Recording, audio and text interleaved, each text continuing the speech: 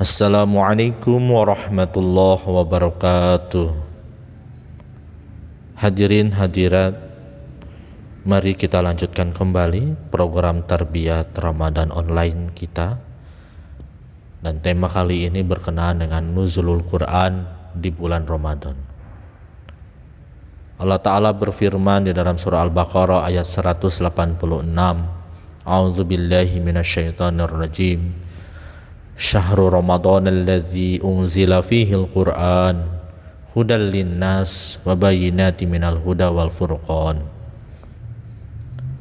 Artinya, bulan Ramadan yang di dalamnya mulai diturunkannya Al-Qur'an sebagai petunjuk bagi manusia dan keterangan-keterangan yang nyata yang menunjuk kepada kebenaran, yang membedakan antara yang hak dan yang batil.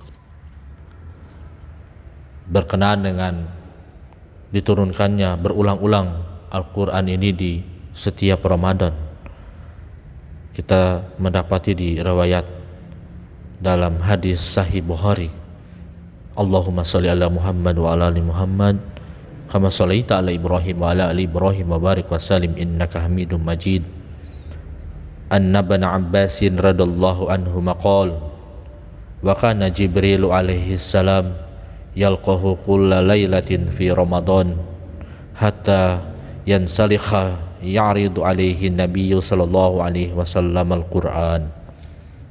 Artinya bahwa Ibnu Abbas radhiyallahu anhuma berkata, dan Jibril alaihissalam datang menemui beliau sallallahu alaihi wasallam pada setiap malam di bulan Ramadan untuk membacakan Al-Quran hingga Al-Quran selesai dibacakan untuk Nabi Sallallahu Alaihi Wasallam. Hadis riwayat Bukhari. Kemudian di hadis Bukhari juga kita mendapati dari Aisyah radhiallahu anha berkata, Fatimah berkata, beliau Sallallahu Alaihi Wasallam bercerita kepadaku bahwa Jibril alaihissalam datang membacakan Al-Quran satu kali dalam setiap 1 tahun. Lalu dia alaihissalam membacakan kepadaku 2 kali untuk tahun ini, dan aku tidak melihatnya melainkan sebagai isyarat bahwa ajalku sudah datang. Hadis riwayat Bukhari. Berkenaan dengan nuzulul Quran dan keutamaan Al-Quran di bulan suci Ramadan, Hadrat Masih Maud alaihissalatu wassalam bersabda, akar ibadah terletak dalam tilawah kalam ilahi. Sebab jika dalam zat yang dicintai dibaca atau didengar, maka pasti menimbulkan kecintaan bagi orang yang mencintainya dan menciptakan kelezatan dan keharuman baginya. Nasihat penting bagi kamu sekalian adalah, janganlah kamu meninggalkan Al-Quran sebagai benda yang dilupakan, sebab justru di dalam Al-Quranlah terdapat kehidupanmu. Barang siapa yang memuliakan Al-Quran, dia memperoleh kemuliaan di langit. Barang siapa lebih mengutamakan Al-Quran dari segala hadis dan dari segala ucapan lain, akan diutamakan di langit. Bagi umat manusia di atas permukaan bumi ini, tidak ada kitab lain kecuali Al-Quran.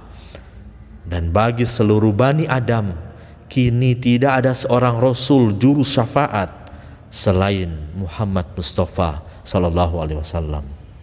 Kemudian penjelasan selanjutnya berkenaan dengan nuzulul Quran dan keutamaan Al-Quran di dalam bulan suci Ramadan.